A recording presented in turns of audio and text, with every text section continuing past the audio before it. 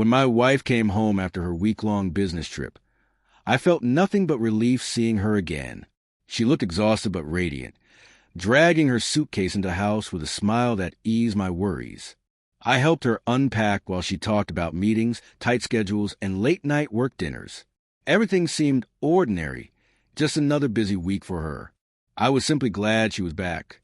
That evening, as I sorted through the laundry, something caught my attention.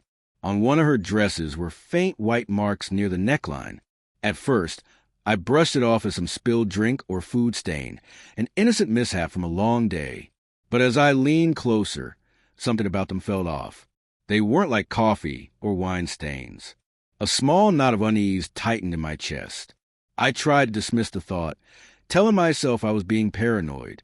After all, traveling can be messy, but the image of those stains stayed with me, circling in my mind like a shadow I couldn't shake.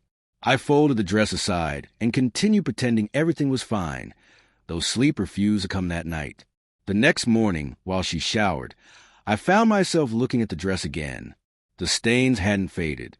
They were faint, but too peculiar to ignore. My thoughts began to spiral.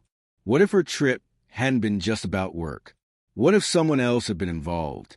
The possibility hit me so hard that I had to sit down. I knew I couldn't accuse her without proof, but I also couldn't keep living with that doubt.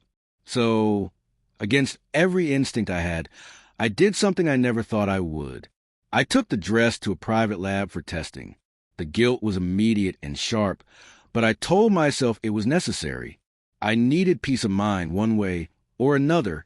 The following days dragged endlessly. I smiled when she talked, laughed at her stories, but inside I was falling apart. Every affectionate glance she gave me felt like a question I couldn't answer. Was she genuine, or was I being fooled? I replayed every conversation, every detail of her trip, looking for cracks in her words. When the results finally arrived, the envelope felt heavy in my hands. My pulse hammered as I sat alone in my car, staring at it. Part of me wanted to tear it open. The other part wanted to throw it away and pretend I never questioned her. But truth doesn't stay buried for long. I opened it. The report confirmed what I dreaded most. The stains weren't from food or any harmless substance. They were biological traces, proof of intimacy, and they didn't belong to me. For a long moment, I couldn't breathe. The world around me blurred as the truth settled in. My worst fear wasn't suspicion anymore. It was real. That evening, when she spoke to me about her next work trip, I could barely look at her. My hands shook, my throat closed up, and I mumbled through dinner as if everything was normal. But inside, everything was broken. I didn't confront her right away. I needed time to think, to grieve, to decide what came next. The report stayed hidden in my drawer, a silent witness to the end of my trust. I stared at it every night, feeling it burn through my chest like guilt and betrayal wrapped together. Finally, one evening, I asked her quietly, "Is there anything from your trip you haven't told me?" She froze mid-bite.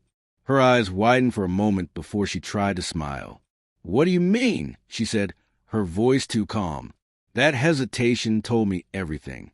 I placed the report in front of her. Her color drained instantly. She stammered, denied, cried, and then turned around, accused me of not trusting her. But the truth was already on paper. There was no going back. That night, I slept in the guest room. She knocked and pleaded for me to listen, but I couldn't. Something inside me had died the moment I read that report. The woman I thought I knew wasn't the same anymore. And the man who once trusted her, without hesitation, was gone too. Now, as I write these words, I understand something I didn't before. Love can survive many things, but not the death of trust. The stains on her dress were more than just marks on fabric. They were the imprint of betrayal, etched permanently on what was once our marriage. No amount of washing, no apology, no explanation could ever remove them.